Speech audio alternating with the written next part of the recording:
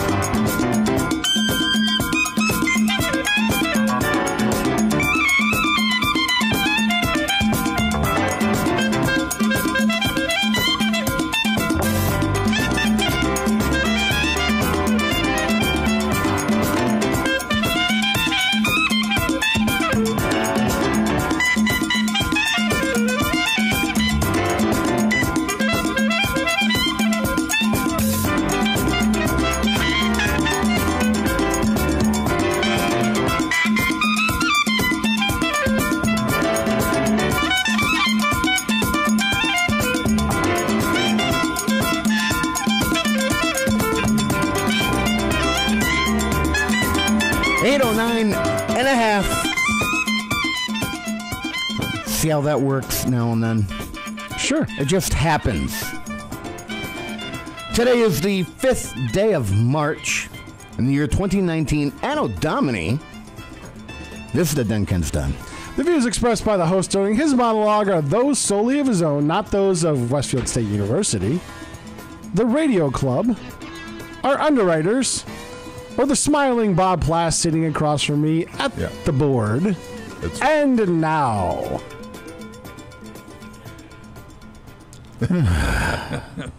Oh, my. There's a sigh right there. You know what, Pete? What's going on, Ken? Today is Fat Tuesday. Mm-hmm. If I followed religion, I'd be preparing for Easter. If I followed the party, I'd be at Mardi Gras. Yep. Bent down on Bourbon Street. Wonderful place. But I'm not doing either of those things. Why, Ken? Instead, I'm going to mope. Oh, no. For the foreseeable future, I will just be staring blindly into a realm of nothingness with a dark, heavy, downcast glance. No. Some people say, get over it, Ken. It's just a damn donut. I knew it. I knew it. But it isn't.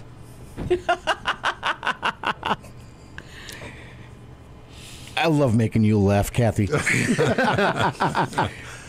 You have heard me talk about my beloved punchki time and time again, so I won't try to explain how they are different than the average donut, boo.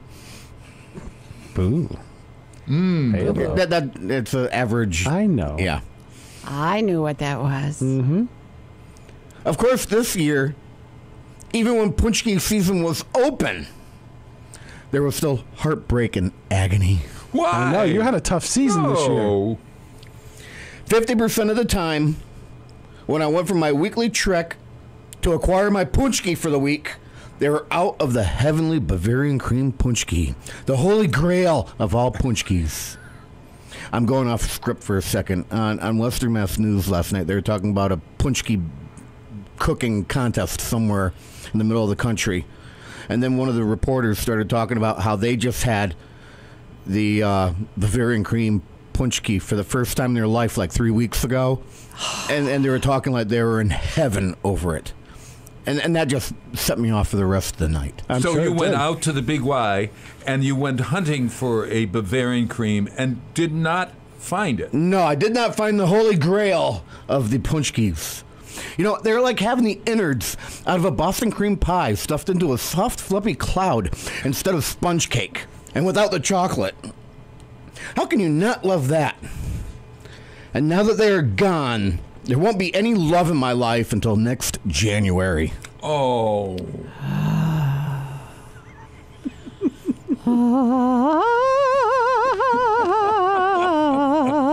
Sounds like we just launched into an episode of Star Trek.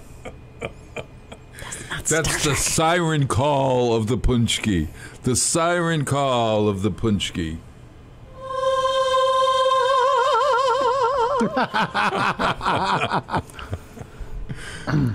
I'm just going to be a sulky, loveless, cholesterol-storing, miserable life form.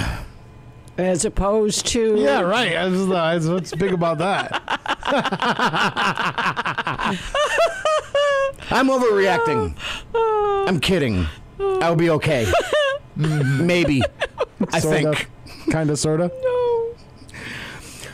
Regardless, as I request each and every year, a moment of silence, please, for the humble punchki.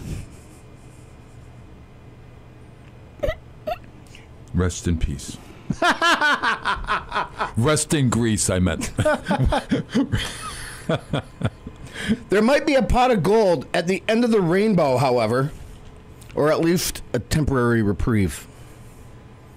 The Wise Chili Chowder and Chocolate Cook-Off is this weekend. Each and every year I attend this, and I try to go through all of the chilies and chowders. Sometimes I have room for some of the chocolates. Chocolate, Bob. Ooh. And each and every year, I lose the rest of the day as I somehow make my way home while listening to chili and chowder overdose.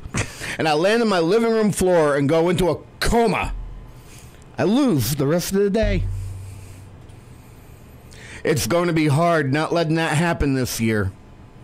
This year, I need to be cognizant of what I'm doing. You see, I plan on doing a feature film on this event for public access. I can't go all googly-eyed and start to fart while it's on camera. Not allowed. This is why I have brought a celebrity chef to co-host this film. This chef can see the signs of food overload and can effectively alter our course of action so that we all remain safe. Chef John Slattery and myself will be scrutinizing some of the offerings, as only true foodies can do. We may even pull Pete into some of the samplings. Yes, you heard correct. Each year, Pete finds a way to forget about this cook-off, and now he has to go to it because I need a camera operator. He's blowing off the cook-off. So perhaps I won't start moping around for another week. The chili and chowder and chocolate I'll be consuming this weekend should be enough to keep my ferritin levels in check. But then what happens? Stay tuned to find out. Let's pay our bills. We'll be back right after this.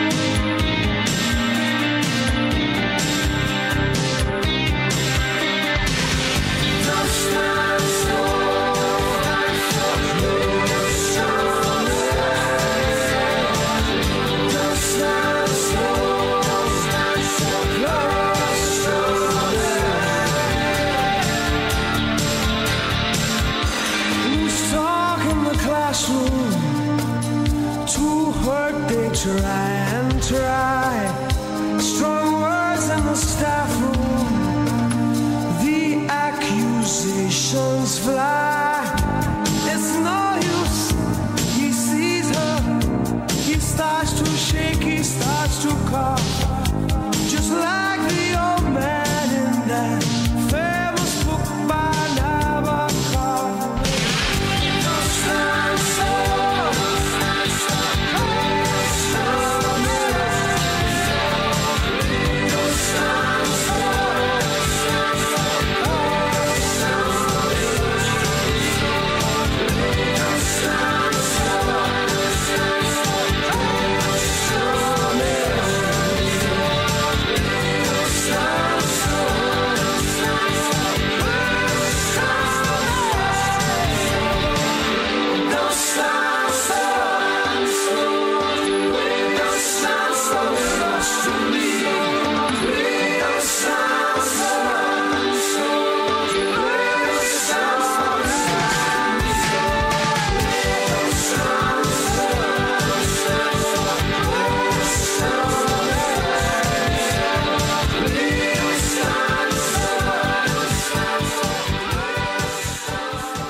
Underwriting for WSKB's community radio programming is brought to you in part by R. Levesque Associates.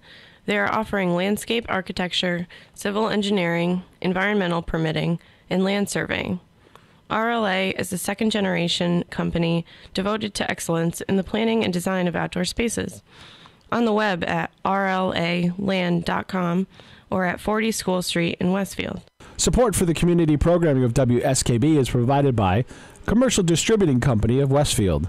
Now in its third generation of family ownership, Commercial is one of the premier beverage distributors of Western Massachusetts. The Plasek family and the staff of Commercial Distributing wishes you good times throughout the year and urges you to drink responsibly. We thank the generosity of our underwriters. For more information, please contact the Westfield State Foundation at 413-572-8646. It's Tuesday morning from 6 till 8. Wow, it's Tuesday with Bob Plass. Community Radio. 89.5 WSKB. Live from the campus of Westfield State University, this is 89.5 FM, WSKB, Westfield. 822 on the nose. Yay! Wow, on the nose. Yeah, and I don't know if I kind of encourage Pete to make that happen, or if Pete makes it happen, or if I just have dumb luck. Where's your sound when you need it? Hey, Ken, this is Fat Tuesday. Explain the difference between a beignet, the New Orleans treat, and a punchki. Are they similar? A beignet is usually small enough to hold in your palm. Oh, really? They're very small donuts. Oh, okay. Very, very small. Whereas a punchki and a lot of times it's just a solid donut. They're usually not stuffed, and they're powder coated. I was telling George Delisle earlier that a punchki is like a pound. I mean, like, they're heavy. No, they're heavy. They're not a pound, Bob. All right, they're heavy. Have you ever? They are heavy. They are heavy donuts. They're heavy compared to a typical donut, but they're nowhere near a pound. Do you eat it with a knife and fork? My technique is I eat around the outside of it 2/3 of the way around, just like a Reese's peanut butter cup, and then I go in for the kill. And you suck all the Bavarian cream. Then I attack the Bavarian cream. Yeah. Oh my God! Save it for And the you, last. and you use the other 1/3 as a handle so that you can you have a delivery method. Oh my God! It doesn't replace a meal. Could it? I have it along with the meal, Bob. You have it along. Oh dear God! No, it's a meal. Mother God. Holy It's a meal. Mother. 8:23 and a half. This is the 5th day of March in the year 2019, Anno Domini. Ken Stomsky behind the microphone, as I am each and every Tuesday. In front of the Radio Millennium Board is Peter Coles, getting to the keys. Chairman Meow, the March... He hasn't even figured out the March Master of Mayhem.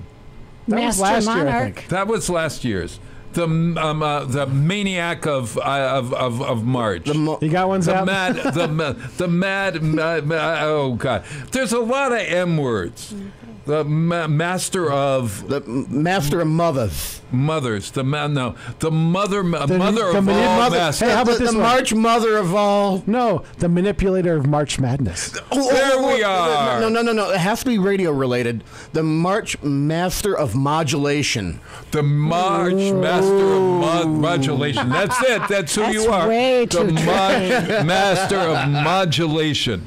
And proud of you we are, Peter. That voice you just heard was my side chick extraordinaire, Kathy Palmer. It's going to be on my show. I am. I'm excited. So she blows me off next week and then decides to go on to your show? Hey. You know? Can you blame her? Good point.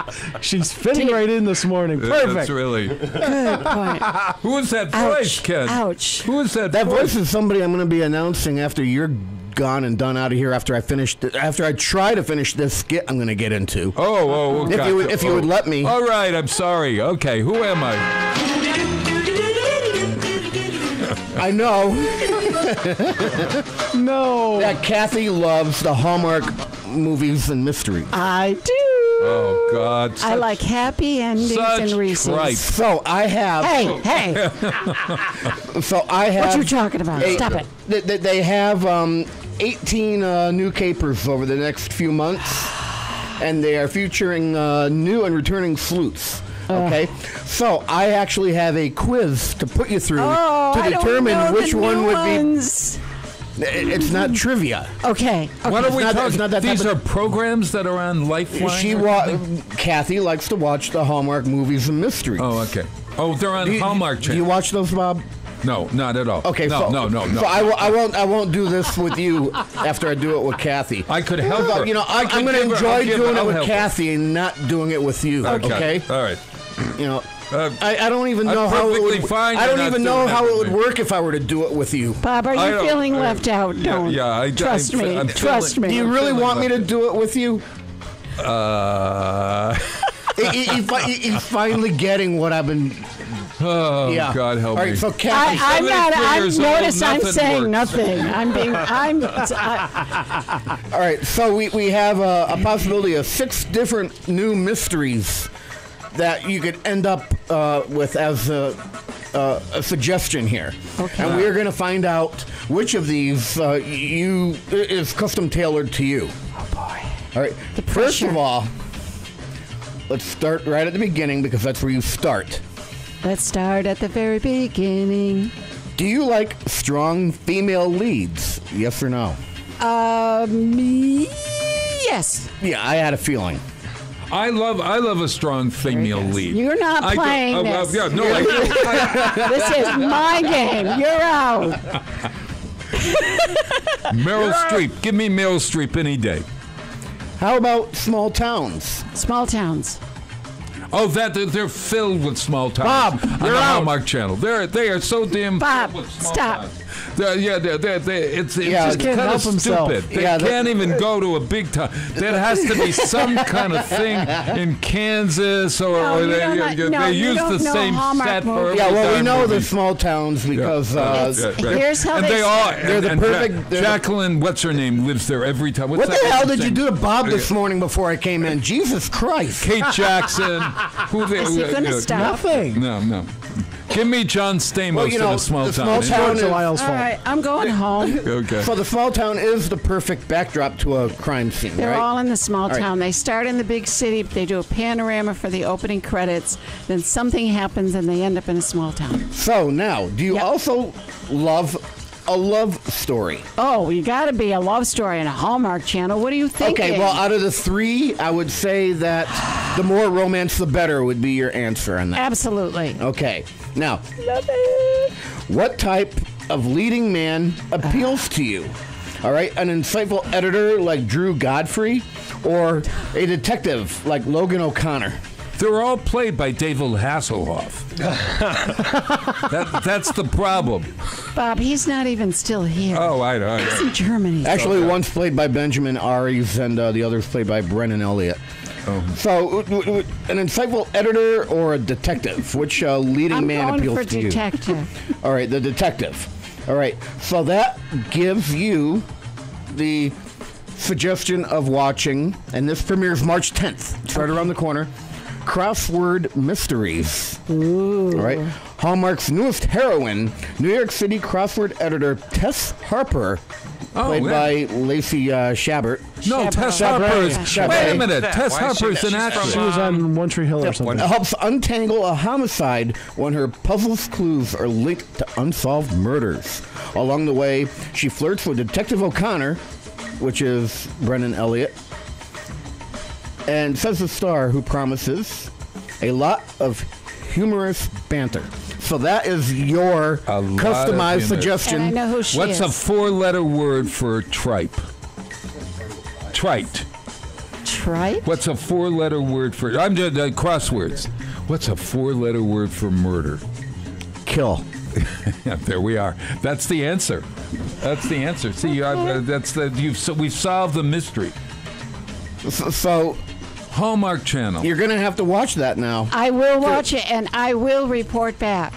And I will, but the other options were Garage Sale Mysteries. Okay, I watched those. And what's that? Aurora Tea Garden Mysteries. I've watched those. And Morning Show Mysteries. Yeah, that's a relatively new one. Yeah, Chronicle Mysteries. That's a new one. And Haley Dean Mysteries. That's an old one. Yeah, she's been around for a while. So they the picked Morning out the Show crossword Mysteries would be what? She's a morning show host.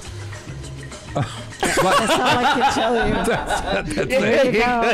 Here you go. That's it. Yeah, she's a morning show host, and she. Speaking of, you've got Superintendent of Schools Stefan Zaporowski. I do, and in 2 minutes he's stealing your seat, Bob. I'm moving out. Oh, thank goodness! Thank. I got to get home to watch Kelly and Regis and Kathy Lee. Regis and Kathy Lee. I can't take all of your energy today, Bob. You're watching reruns of that, or no? He's still hosting. I just watched delusional. Ryan O'Neal. What's his name? Ryan Seacrest. I just imagine that he's Regis. He's Regis. So Ryan O'Neal is off with David. We just had more Hasselhoff. talent. Did David Hasselhoff pass away? No, but he's Perry passed. No, Luke Perry passed away. So sad. That is sad. So 52. Yeah, something. You know, he's done Hallmark movies. Yes. I know. See, yeah. You know what? That just reminds me. The missing. I you know how I have a connection to celebrate David Luke Perry. I'm going to load. I do have a connection. Let me tell you. I'm going to load the Sanguelto commercial in celebration of Luke Perry. Okay. So at any rate, David Hessel and I lost our luggage in Amsterdam once, and he and his girlfriend and me alone sat waiting for our luggage. So that's my brush with fame.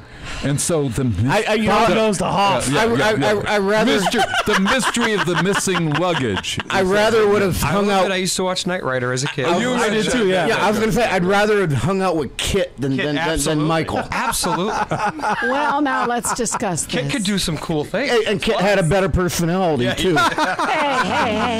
No. Although I'm kind of drawn towards the darkness of Carr. Yeah. You remember Carr? Carr was on the other night. One of the channels I get. I have DirecTV. Yeah, El Rey Network has been playing. They've been playing them, yeah. Those. Yeah. And Kitten versus Goliath is another one. Yeah. You know, Goliath freaked me out when I was younger watching those. and Carr, even when I was a kid, I loved that. You remember what Carr stood for? Night Automated Roving Robot.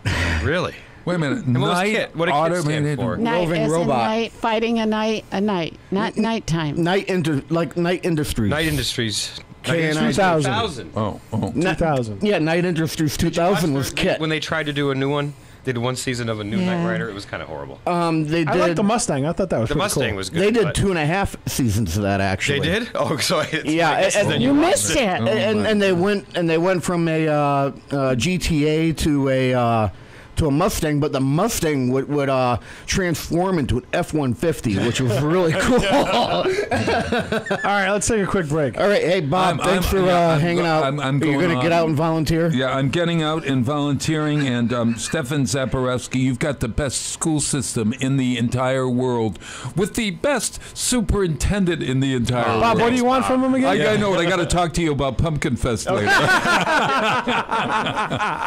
Bye. 8:34. We'll be back right after this.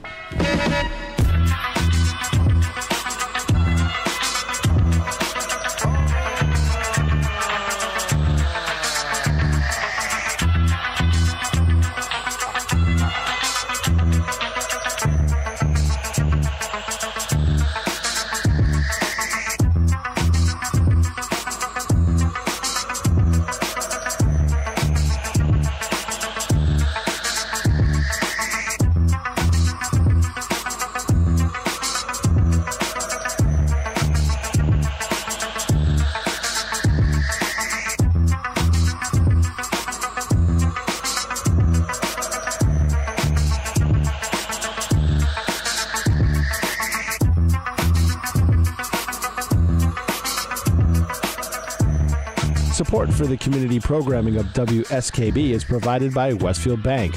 For more than 160 years, Westfield Bank has been an important community presence and commercial leader in the Pioneer Valley, with convenient full banking services in Westfield, West Springfield, East Longmeadow, Agawam, Feeding Hills, Springfield, Southwick, as well as Enfield and Granby, Connecticut. Visit us on the web at westfieldbank.org. We thank the generosity of our underwriters. For more information, please contact the Westfield State Foundation at 413-572-8646. Discussions of local politics, events, happenings, and miscellany potpourri. Ken's Den, Tuesday, 8 to 10. Live from the campus of Westfield State University, this is 89.5 FM, WSKB, Westfield. I took Zambrex for over 15 years, till I learned the benefits of once daily Sanguelto, our latest generation blood Frex for over 15 years, till I learned the benefits of once daily Sanguelto, our latest generation blood thinner. When I'm at a multiracial picnic for some reason, the last thing I want to do is have a stroke. And thanks to once daily Sanguelto, I can eat potato salad with chuckling strangers with the confidence of someone who knows he's 12% less likely to suffer a stroke recurrence. Thanks to Sanguelto, I can snuggle with my age-appropriate wife on a blanket underneath non-holiday related fireworks. I left her for 6 weeks back in 2009, only to realize I was already too old to bed the type of women that would make such a separation worth it.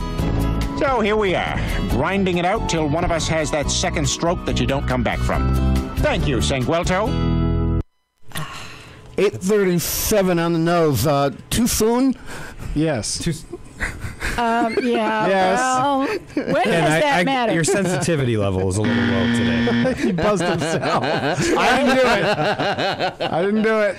Today? And, well, in my, Today is the 5th day of March, and my guest this week is Superintendent of Schools, Stefan Zaporowski. Good morning, Stefan. Good morning. How are you? Doing all right. You know, every now It's and a then... rare occurrence that he's up at Westfield State in the studio. Well, every now and then, I like to pull him into the studio and get him away from the school. A, so that he's not interrupted. Yes, that happens. Although I'll But probably B, still be interrupted. But B, the show that he does, he's always chatting it up with, you know, the students and the instructors and the teachers. And he doesn't really get to talk about the district. So, you know, a couple times a year, I'll pull him in and we'll just talk about things going on in the district, how things been going. Yesterday could have been a 2-hour delay. We've had the discussion on the air. There's a lot of people that make decisions when it comes to canceling. Absolutely. There was a storm one time where we could have had a 2-hour delay. Yep. And every other district closed like they did Sunday night. Mm-hmm. And I didn't do it till the morning. Ended up canceling. We probably still could have had a 2-hour delay, but social media was brutal. Oh, I know. You know why? That's why I kind of ignored it. I actually stopped reading it because it's pretty irritating. You know, I watched the scroller on television. Every city around us canceled. Yeah. Well, and I wanted to wait till morning. In the end, you know what? There's a lot of peer pressure in that decision too. You know, it's like this: when Holyoke, Chicopee, Springfield go, it's like everybody goes. Yeah, it starts becoming a domino effect. It really that. does. And even though we had, I think, 5 inches in Westfield, I saw in 22. In the end, they were predicting it could be anywhere from 6 to 10, so you just don't know. And I think sometimes when you make the cancellation the night before, one of the things that we really consider now, too, you know, when I was growing up, my mom was home, too. Like, so if, you know, my dad would go to work, but now we have both parents that are working, and they have to make plans for childcare. Sure, yeah. And that's the reality of it. And people get, you know, and I've had to do this a few times this year, too. We started with a 2-hour delay and ended up canceling, and I never really want to do that, but... you know, we check with the bus company, we check the police, we check with DPW, we check with our maintenance crew, I check with Mayor Sullivan. I mean, we really go all out to make the best decision that we can. You also have to consider... It's not a snap decision. It's not. And you have to consider, too... No, we start at like 4:30 when we do it in the morning, I'll tell you. That's great. You know, what people have to also think about is the walkers. And 50% of our kids are walkers. And to be honest, the sidewalks aren't shoveled at 7 a.m. And Monday morning, when I was leaving for work at 8, 7:45, the roads were perfect, but the sidewalks weren't done, and people do not wake up at 8 or 9 in the morning to shovel their sidewalks anymore like they did 25 years ago. And again, the kids are walking in the street, and that is what you don't want. Right. We've had some incidents with that. So, I mean, if everyone got up in a perfect world and did their driveways and sidewalks, that would, before school started, that would be great. And how many walkers versus bus students do we have? About a 50-50 split. So okay, that's a lot. 400, there's a lot of walkers. And again, they're getting rides sometimes from their parents too, but a significant number of our kids are classified as walkers and actually walk. But we're really waiting for you to do the song to cancel school. I have zero musical talent. That. However, Kathy, I'd be more than happy to do a jingle with you. There you go. Don't make that. And Pete can record it for us. Don't make that. We'll come up with something. All right. Well, there's going to be no more snow days anyway. Spring is eventually coming, right? I mean, it's got to. I hope so. Remember the April blizzard of '82? Yeah, actually I do. My father got stuck in that storm. My daughter was. I remember the April Fool's Day one in the late mid 90s, late 90s. Yeah, it's 16 degrees out. Cut it out, people. I just want spring. I'm particularly grouchy. Let me say, I knew because we had a very mild early winter. I was like, we're going to get hit hard at the end. Winter decided to show up late. Yes, as it's been doing. I think. You're probably fortunate you were not superintendent in April of '82 during that blizzard because, and Kathy may remember, the DPW was on strike. Oh, I don't. So that makes the decision pretty easy. I was going to say they were or they were in negotiations of some sort, but they were only plowing for 8 hours a day, and that was it. I remember that happening back in the 70s because I was at Southampton Road, and you'd be driving to work, and the roads had frozen and the ruts. I don't remember that in the blizzard of '82. But I was in the hospital giving birth. That's probably why. But it might not have been a full-out strike. But you're probably right. There was some type of negotiation going on, and I, from what I recall, 8 hours. And at the end of 8 hours, probably right. If the roads weren't done, they weren't getting done. Now on top of that, it was a huge friggin' blizzard. School was out for 3 or 4 days straight. It was. That I do remember. Yeah, and because all the roads weren't being plowed. People couldn't go anywhere. Yeah, so the schools were it was 3 or 4 days in a row and I could have walked down the Prospect Hill, but a lot of other students otherwise could not get to their schools, and I don't think we had a lot of subcontractors plowing our roads back then either. We do now. I think back then it was mostly. There was a lot more DPW. A lot more DPW back then. There was like 40 or 45 guys back then. Now there's lucky if there's 20. Right. So you got it from the horse's mouth regarding the criteria that needs to be considered for a school closing. Now, how does that put us with the end of the school year where we're at now? So we are June 20th, I think, June 19th. June 19th or 20th. And don't forget, if we ever, not that we do, but we do have we have blizzard bags that kick in after the 5th day. Okay, and which day are we at now? 3rd. That was only 3. That's it? Yeah. Because we've had a lot of delays. We've had a lot of delays. Oh, that was smart. You are a smart man, Mr. Zaporowski. We tried to delay before that. But again, the 2 times that we had to cancel, the last time we had a 2-hour delay that I went to a cancellation. And you watch the weather. I mean, that's what you do. And they had predicted that it was going to warm up. It never did. And that's what happened. And so we thought with a 2-hour delay we would be good. But then the buses left to go out, and they called and they said, listen, it's really icy. And, the temperature went up later in the afternoon, but they had predicted a warm up that morning. So most districts were okay with a 2-hour delay. And we weren't the only ones who went from a 2-hour delay to a cancellation. I know Gateway and Agawam did. Those are 2 that I can remember right now because of that same reason. It was supposed to warm up. And it didn't materialize in this valley. It materialized in the Pioneer Valley. Right. So and of course, that was one of the ones you took a beating on social media, right? Yeah. Well, people because mad. At that point, some of the maybe before school stuff has already started. That's exactly what happened, and then people had to come back. But again, safety is the top priority. I mean, if the buses are sliding around, clearly that's not going to be helpful with kids on them. Yeah, but that big thing you mentioned with 50% walkers, I mean.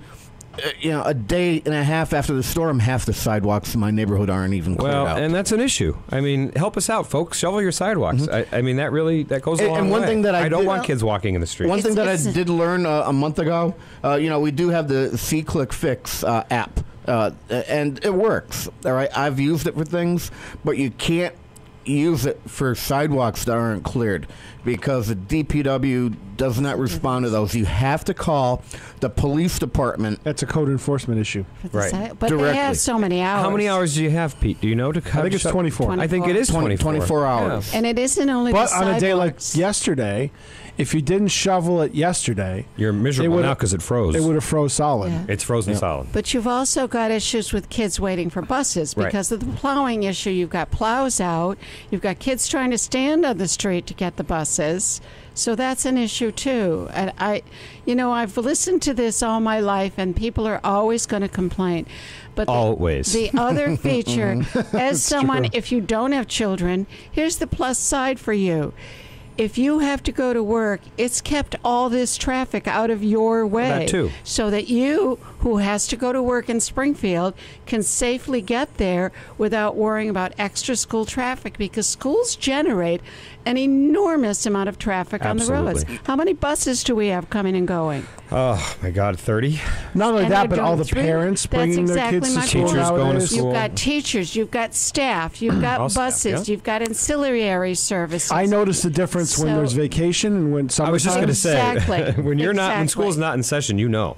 in both the college and the public schools. Absolutely. So not the only private is it schools. a feature for the people, it affects the people with children, but it's also affecting all of your other citizens. Hey, folks, we're making it easier for you to get where you need to go. We're making it easier for ambulances to get out and police cars to get out because we don't have to deal with kids standing on a snowy street. Right. And people forget that. It's for the general public, not just for your child. And you know what? Yes, it's a snow day, but they're still going to be there in the end. They have to go X amount of days. Right. And we're never going to go to June 28th again. We built that safeguard. Oh, in with the that was blizzard so bags. much fun. So I think in the end, I'm okay with it. I mean, I would rather err on the side of caution and make sure our kids are safe than try to have school when maybe we don't know if we should. And I also talked to other superintendents, so too. I mean, we're all going back and forth on what to do, and I'm sure there's text groups flying around on mornings like that. Absolutely. And every time I have you in the wintertime, we have to cover it because people just they have short-term memory when it comes to that. Or they just don't think. Yep, they do. Hey, it's going on to 8:48. Pete, I owe you a break, so let's do that. We'll be back right after this.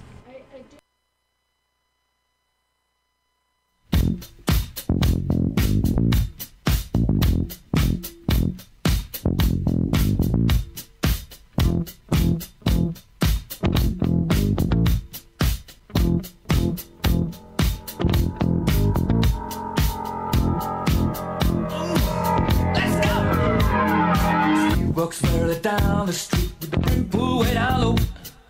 Ain't no sound but the sound of his feet. Machine guns ready to go. Are you ready? Hey, are you ready for this? Are you hanging on the edge of your seat? Out of the doorway, the bullets rip to the sound of the beat. Yeah. Another one bites the dust. Another one bites the dust. And another one gone. And another one gone. Another one bites the dust. Hey. Hey, I'm gonna get you too. Another one bites the dust.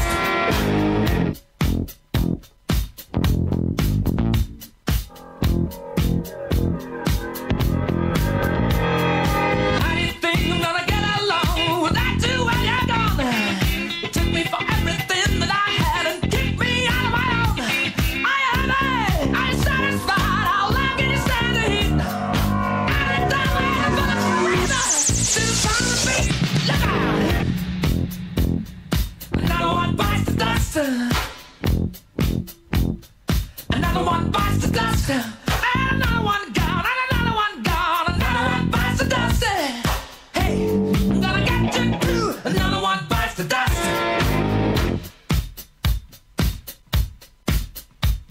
Hey!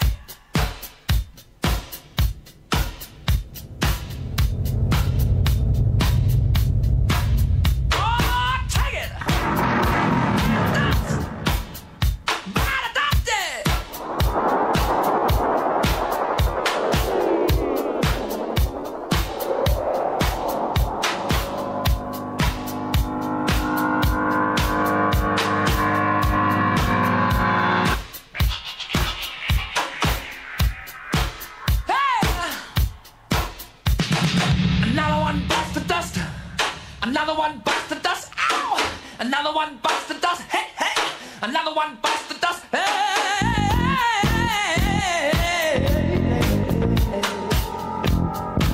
Ooh, shout. Plenty of ways that you can hurt a man and bring him to the ground. You can beat him, you can cheat him, you can treat him bad. You leave him when he's down. But I'm ready, yes, I'm ready for you. I'm standing on my own to be. I'll go where the bullets ring. Repeating the time of beast. Oh, yeah. Another one bites the dust. Another one bites the dust. And another one gone, and another one gone. Another one bites the dust, yeah. Hey, I'm gonna get them too. Another one bites the dust. Shoot up.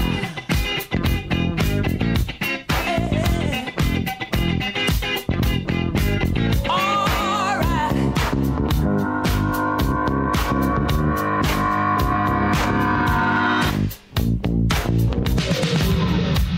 Support for the community programming of WSKB is provided by the Barnes and Noble College Bookstore in the Ely Campus Center, offering Westfield State t-shirts, sweatshirts, and gift merchandise, all of your academic needs, and offering textbook materials in new, used, ebook, and rental formats. Available at the bookstore on campus or online at westfieldstate.bncollege.com. We thank the generosity of our underwriters. For more information, please contact the Westfield State Foundation at 413-572-8646. Discussions of local politics, events, happenings, and miscellany potpourri. That's what you'll find on Ken's Den, Tuesdays from 8 till 10. Live from the campus of Westfield State University, this is 89.5 FM, WSKB, Westfield. Yesterday, I learned the difference between a train and a boat. I wrote this song before that. Train on the water, boat on the track. Train on the water, boat on the track. My lady took a train across the Atlantic. I hope it don't sink like the Titanic. I went to the station, caught a boat downtown. I hope it don't fall off the track and I drown. Ladies and gentlemen, the all 5'1" black albino choir. Train on the water, boat on the track. Train on the water, boat on the track. And that, ladies and gentlemen, is why you need an edumacation. Well, that's a segue I wasn't expecting. I hope there was a point to that. See, there's a method to all of my madness. You sure? Yeah, Most of the time. I didn't say that, Peter. You beat me to it. We're kidding. Kathy, you were a little worried on that one. I was. Yeah. Where's he going with this? What's Kenny going to do, right? Where's he going? Yep. Usually when I need to go, I'm going to a restroom. And, it was brought up on social media. And I don't know exactly what the story is or the truth behind this, but it has been mentioned that only one boys' room is open and the rest are all closed at the Tech Academy campus. Is there any truth to that? The bathrooms? Yes. There are some that are locked for various reasons. Some of them are non-functional. They have to be repaired, and trying to repair a bathroom in a 1931-year-old building is a little more costly than one might think. Uh-huh. But yes, and it's really about monitoring, and I think it's not a secret. I had a show on it. I think maybe you've even touched upon it at some point. But just the vaping is really crazy now, the amount of people that are doing it. Well, aren't the kids bold enough to even do it in the classroom now? They don't need to escape to the restroom, right? I mean, the amount of kids that are doing that are probably count on one hand. Oh, okay. But when you are going to the bathroom to do it, again, like we were talking off air. When I was a kid, when you were a kid, and even Kathy, they didn't have schools then. Okay, if people were smoking cigarettes or whatever, right, in the bathroom, you could smell it a mile away, and you reeked like it. But with the vaping, it's just different. I mean, it's very difficult to detect, and people do complain about it. I mean, all of a sudden, if it smells fruity or something, or like it's not as an offensive smell as cigarettes can be. So they do, but there's certainly no shortage of bathrooms. in any of our schools. And this is both boys and girls? So I believe that they are locking probably the 4th floor and leaving the 3rd and the 2nd floor bathrooms, or if you're from the old high school, the 1st and 2nd floor, it's confusing. But they are doing that. And so, there are detectors that we're looking at purchasing, but we also want to make sure they're effective because they're not cheap. So I like to do my research before we purchase any product. Yeah. Cutting edge, not bleeding. Yeah, exactly. And therein lies the issue. All right, the detector detects it. How do you know who it is? Because you can't really put a camera in a bathroom. You can. Well, you can. That happened up in Northampton. It happened up in Northampton. The guy went to jail. I think that's illegal. Yeah, I think that's illegal. And and we're not going to camp out in the bathrooms either because that's just a little creepy. Yeah. But I think it's a concern, and we talked about it again. We had the drug task force and on our show. I think it was in January, right after we came back from the holiday break, and I'm meeting with Kathy Sittler, who runs it actually on Friday. But we are moving forward to try to talk about the dangers of vaping. And I think if you remember, it's been around about 10 years. Probably the last 2 years is when they started talking about the dangers of vaping and the chemicals that are in there. And I didn't realize, again, I got taken to school by the drug task force. I think we all did. Because they were sharing so much information. And the really disturbing part about it is the vaping companies, Juul in particular, they targeted the teenage population, similar to went out from the tobacco playbook. Right, exactly. The same playbook. And it used to, you remember back when you could actually advertise cigarettes, and I'll never forget these billboards that you used to see where, you had this the Marlboro Man. The Marlboro Man, this rugged guy, or this perfectly formed female in a bikini smoking a Newport alive with pleasure. Remember those? Yes, I remember that tagline. Well, back in my day, when I was at Vogue, right outside the cafeteria at lunchtime, we had a smoking area. It wasn't a teacher smoking area. It was for us, the kids. Yeah. Wow. Well, I went with my high school too. They had a platform off the 2nd floor. They called it the landing. Yeah, Cathedral did. Yeah. I remember my first job at the school I worked at. The building is no longer standing, but teachers used to smoke in the teachers' room. You can tell because all the tiles. Prospect Hill was all the like tiles were stained. You'd walk in the basement at Prospect Hill, past that teacher's lounge, and the cloud of smoke was actually coming out into the hallway from that teacher lounge. We would open the door in the lobby at Southampton Road. You'd open the door, and the smoke would all come out, just billow out. I mean, don't know how times have changed, and the thing about these the vaping devices, as I learned from the drug task force, was they have more nicotine than cigarettes do. They've made it so addictive for kids. And listening to Carrie and Christine, and those are our substance abuse counselors at each high school, and they're saying that the kids have become so addicted that they'll go to them and they try to quit, and quitting cigarette smoking was hard enough, I think. Right. And I don't know. And I wouldn't know if Chantix or any of that stuff works for this, but these kids are imagine, if you smoke Marlboro or Newports, those had high nicotine contents, but one of those Juul cartridges has as much nicotine as a whole pack of Marlboros. That's frightening. So the addiction factor is huge, and these kids are addicted, and they feel, they're irritable. If you've ever smoked and you tried to quit, that's how you feel times 5 or 10. Mm-hmm. Picture doing a 10-hour flight and then that's what I mean. So and vaping that's why vaping, at least in the airport, you can get away with it. You can't do it on the plane. Well, and the kids they've promoted these vaping competitions too, or like who can blow these designs with the smoke and stuff like that. So it's kind of disgusting how much they've appealed to kids. You want to get a huge shot they call a cloud. That's exactly.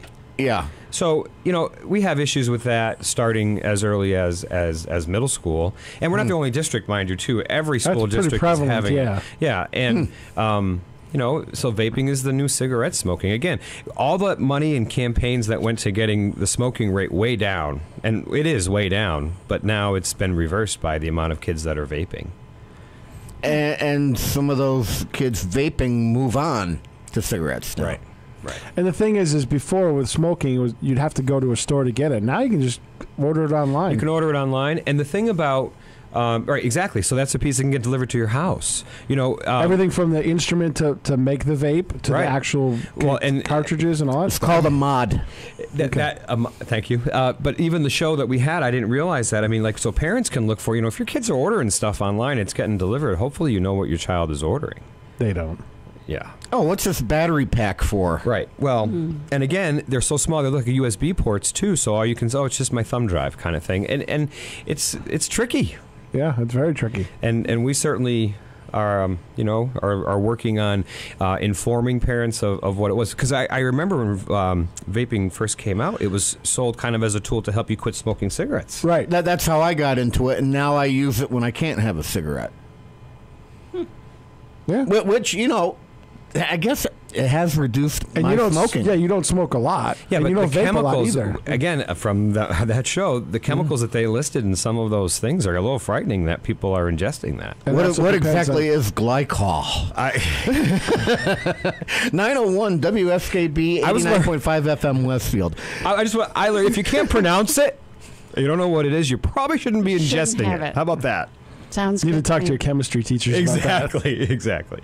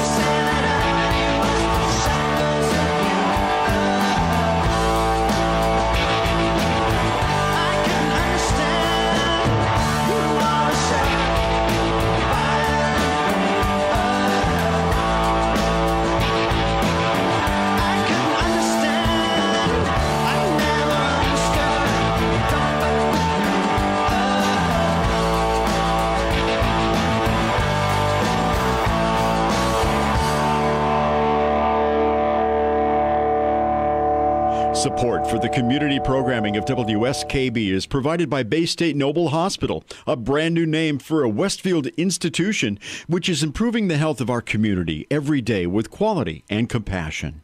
Noble Hospital and Bay State Health, better together. Support for the community programming of WSKB is provided by Bay State Dental. Comprehensive dentistry at 14 convenient locations in Springfield, Chicopee, Longmeadow, West Springfield, Belchertown, East Longmeadow, Ludlow, Northampton, Greenfield, and Wilbraham, as well as 29 Broad Street in Westfield. Bay State Dental makes it a priority to help you achieve and maintain the healthy smile you deserve. On the web at baystatedental.com. We thank the generosity of our underwriters. For more information, please contact the Westfield State Foundation at 413-572-8646. Friday mornings is something different on 89.5 FM. It's JP's Talk About Town. Community Radio. 89.5 WSKB. Live from the campus of Westfield State University. This is 89.5 FM, WSKB, Westfield. 9. Are we back on? I shifted my position and my cord would not let me move about here. 9:07 on the nose. WSKB 89.5 FM. On the nose. Ken Stomsky behind the mic. Pete Coles in front of the board.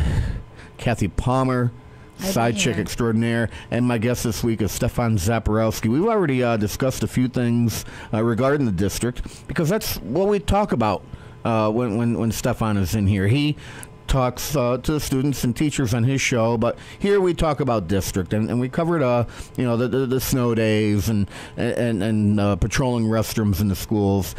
I'm looking over now, and I'm seeing some charts and graphs, and it appears as if you have some information that you want to get out to us. I do.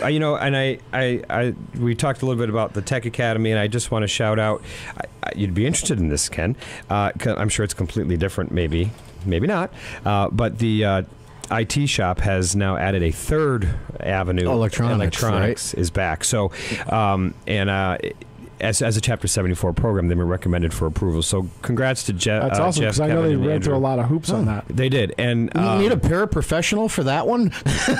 You did? No. Do you? No. You need one. We have 3 teachers. So in the program, and I'll tell you, the numbers of students wanting IT is never in.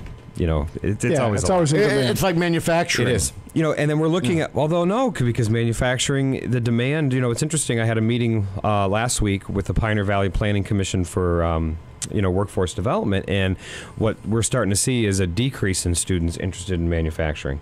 Not just at Westfield Tech, but everywhere else. With an increase in job availability for that type of field. But for some reason, it's not, and it's not just here. Like I said, it's everywhere. Huh. I mean, you have all these openings, but there's less and less people going into the field, and part of our task is going to be, why? How do you motivate them, it's not your mom and dad's machine shop anymore, and I think that has to get out there. You got to tell them it's more computers than anything else. It really is. Machine was always packed. There was a waiting list always to get into Listen, that. a lot of those kids going out on co-op, when I was a principal at Westfield Tech, they drove nicer cars than we did. I mean, that was the reality of it. Because they were making $20-25 an hour exactly. as a co-op. But I think people, shy away from the manual machining, which we train them at Tech because we have such a variety of shops around here. Some of them are still doing Well, you have to know the ground up to understand the bigger machines. You got to know the little and machines. It's not tough work. And when I say that, I mean it's not labor-intensive work. You're not lifting 800-pound pieces of material. No, you have machines to do that for you. It's very technical. You use your brain and your mind in the machine shop now. It's not just throwing something on a lathe and turning it. Right. And that's which is how I grew up. Right. I grew up with the manual Bridgeports and the South Bend lathes. And kids can go to there and go on to college for engineering too, which happens. So, Right. but I want to shift gears a little bit just toward Westville High School because there's been some tremendous gains there, and I just, in terms of curriculum, we're working on a few things. We're working with Mass Hire Springfield, formerly the Hamden County Regional Employment Board. Why do people change their names all the time, right? Yeah. But in terms of putting a health track at the high school too, so that's something that's going on. We have an advisory board. We just met last week as well. It was a busy week, and just trying to get pathways for kids to get out there. Of course, one of the roadblocks that still exists is that students need to be 18 really if they're going into like a Bay State Noble or a Bay State Springfield or Holyoke Medical Center now they call it. Again, that's another name change. It was Holyoke Hospital when I was a kid. Yep. But we're also looking to create a criminal justice pathway, and it's not everyone's going to be a lawyer, but that's one of it, a part of it. But just any job in the criminal justice field. Again, we have an advisory board coming together for that, and these programs are going to be located at Westville High School. And then our engineering program, we want an engineering track and pathway at Westfield High School. We've already received a $50,000 grant from Project Lead the Way, and we just applied from the state for another $200,000 grant to get that program off the ground. So as we move forward, we're trying to give students experience in different fields so that they know what they want to do, and they definitely can identify what they don't want to do. All of our students now are on something called Naviance, which is at both high schools. We actually start in 7th grade at the middle school, where you start doing career interest type stuff, and so you kind of give you a general idea of what you want, and let's try it out. So I'm excited about that. But the most impressive news coming out of Westfield High School is we just found out 2 days ago. Westfield High School's student dropout rate for 2018 was 1.1%, which is a decrease from 1.6% the year before. It's almost nothing. Right. More importantly, and I'm looking at the stats here. When you look at, the Department of Elementary and Secondary Education, the DOE, has been, or DESE, you'll hear it both ways, they've been tracking dropout rates only since 1993. And back in 1993, Westfield High School's dropout rate was 5.2%. But if you and look at the chart, so I'm not making it up here. That is the lowest dropout rate that Westfield High School has had in 25 years. Oh yeah, I believe that. We're keeping kids in school, and today's day and age, you're not getting too far without a high school diploma. You need it for that. But this is the lowest rate that we've ever had. So congratulations to Westfield High School's team. We created the alternative school a couple years ago. It's saving kids, and they're getting a diploma. Last year, there were 22 of them that graduated from that program, which is really just satellite campus of Westfield High School. And most of them went on to either HCC or STCC, and so they continue their education.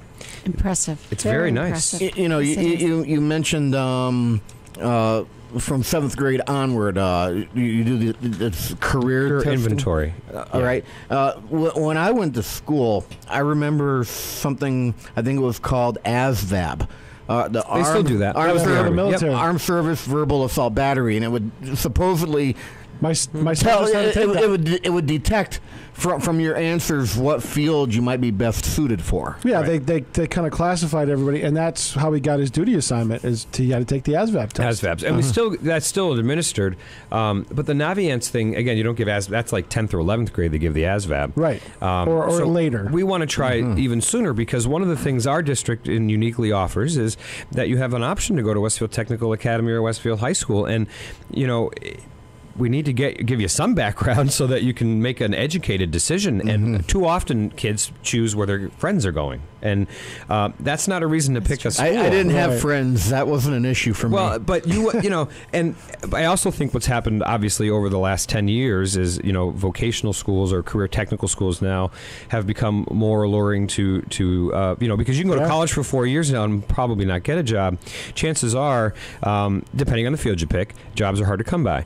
You go to a typical trade school, what they used to be called. Right. There are jobs, and even before you leave. Right, and the demand is so high. I mean, you look at the construction program just as an example, and manufacturing, those seniors are always out on co-op, but construction tech has 100% of the kids out on co-op too now. We've got kids going out in culinary. You've got kids going out in allied health. I know that. I mean, it's exciting for kids. There's even some in graphic arts that are going, absolutely going out now. Yeah, and because the jobs are there. You know, and if you see it, you know, I kind of wish we had plumbing. We have no more room, but I would want to add that. Try to get a plumber to your house if you have a problem. Try to get an electrician. Plumbing or combined plumbing HVAC. Yeah, try to get that. You're waiting. And an electrician too. I'm actually shocked there's no plumbing HVAC option at the school right now. Well, they used to be. Before my time, there was an HVAC program. It was short-lived because it wasn't there when I went. It's closure. I'm not sure the whole story behind that, but now that space is being occupied by aviation, so it went there. And there's another one, jobs aplenty. I mean, those students, and this will be the first graduating class. So most of them are already working. Yeah, there's, and good for them. You know, I know. Spiller is. I know he's been working for Retrix, I think, for a while now. Nate Spiller. But there's an age thing there too. You have to be 18. Yeah, right. So that's the limitations, and we're trying to work with the state, and we've even asked a little bit about trying to do something about that age requirement. Like if kids can go in at 17, it certainly would be helpful. Like a waiver. We're not getting very far, but we've tried. It's good to ask. I have a break coming up, and I see you looking at yet another. Can I say one more thing, or do you got to do a break right now? Here. Can I just, because I want to piggyback? Because right now at Westfield Middle School, there's actually a career symposium happening too. So we're working with our Westfield Education to Business Alliance to expose our students to careers, and we have local people coming in to talk about what they do and trying to get the kids. So the kids actually got to choose a career path, and now they're listening. I believe Mayor Sullivan's there for those that wanted to go to politics. We have an aerospace engineer for those who wanted that. So that is actually happening from 8 to 10. And it got rescheduled because of a 2-hour delay the other day. All right, let's take I'm sorry, want to take a break? Here's going to throw it to break. I do want to mention one thing before we shoot over to the break. And I bring up the ASVABs again. Okay. I remember what they said that I should have done. What's that? I remember it. A pharmacist. Really? Yes, that's what it came back for. Interesting. That would have been interesting. And I'm looking at that like, what? Huh? What? Really? Well, and that means you're detail oriented. That's like 10 years of school. But that means you're detail oriented. It means you're detail oriented. But and for some people too, that are in the job. You know, I had a friend who went into pharmacy, did very well for himself, but after a while, he's just like, I ended up moving on to something else because. I'm not saying this is what all pharmacists do, but you are kind of counting and sorting pills. You're not even counting pills anymore. You're weighing them. You're weighing. So it's. I mean, you have to have a lot of knowledge, but I think it depends. If you're working for Pfizer as a pharmacist, you're probably creating new. Yeah, your research and development. Yeah, that is different. But working at like your local Walgreens, I don't know if that's all it's cracked up to be. That's all I'm saying. And it is if that's what you enjoy. That's dealing with the corporate world too. And, right. You know, I'm just not jiggy with that. Going on to 9:18 on the nose. We'll be back right after this. Support for the community programming of WSKB is provided by Comcast and Xfinity.com, offering Xfinity TV, Internet, home phone, and home security services. Information on all that Xfinity has to offer in the Westfield area is available online at Xfinity.com. One of our underwriters here at WSKB's Community Radio is Carson Center for Health and Human Services, a nonprofit organization located at 20 Broad Street in Westfield. They provided behavioral health and rehabilitation services in communities throughout Western Massachusetts since 1963. There are services for children, adolescents, adults, families, and couples. You can find them on the web at carsoncenter.org or at 413-572-4132. We thank the generosity of our underwriters. For more information, please contact the Westfield State Foundation at 413-572-8646. Friday mornings is something different on 89.5 FM. It's JP's Talk About Town. Community Radio. 89.5 WSKB. Live from the campus of Westfield State University. Why the hell this do you is brush 89.5 FM, WSKB, Westfield. Why the hell do you brush your teeth at work? Why the hell do you brush your teeth at work? The bathroom's full of poop and pee, and now you rub that on your teeth like you're gonna kiss someone at 3. What was that? Honestly. And, you know, I jumped the gun on it, too. Yeah. That was such Which bad... is a good thing. That was such a bad production on my end. You've been searching again on that interwebby thing. Do you think? These are new bits. Kenny didn't go out this weekend anywhere.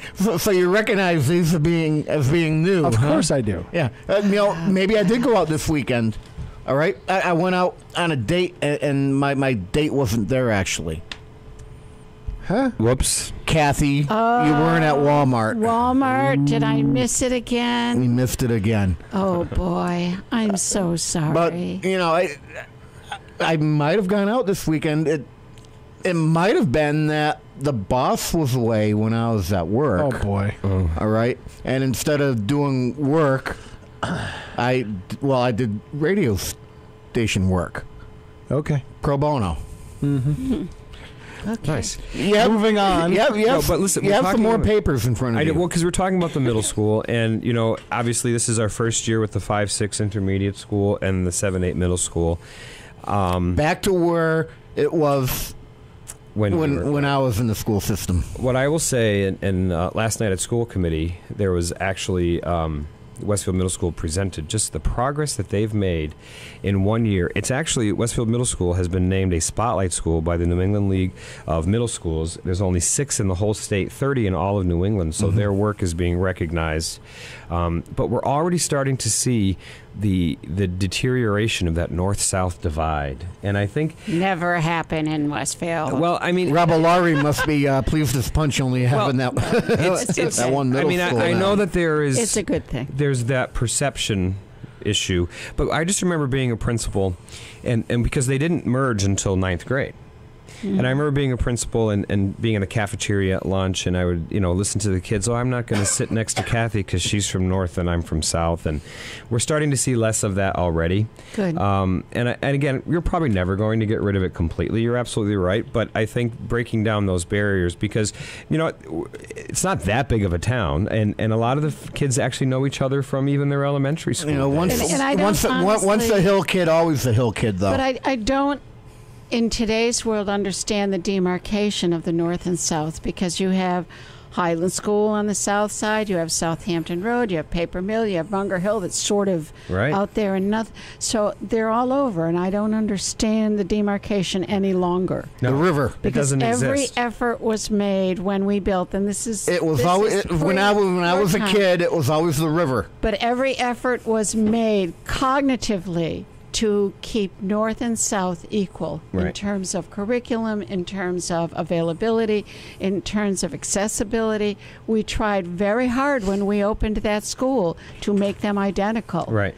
So I'm not understanding this. It's not like one is an older school and one was newer.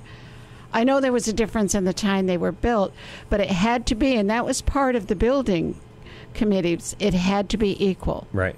And I think over time, what happened is, we had some rough budget times, and the principals kind of determined, and again, I wasn't part of those decisions back in 2007 when the economy went down, for example, but whenever you make budget cuts, it's up to the principal to decide what they're going to cut. So like one school had reading on the team, the other school did not, the kind of thing. Like those kinds of inequities popped up.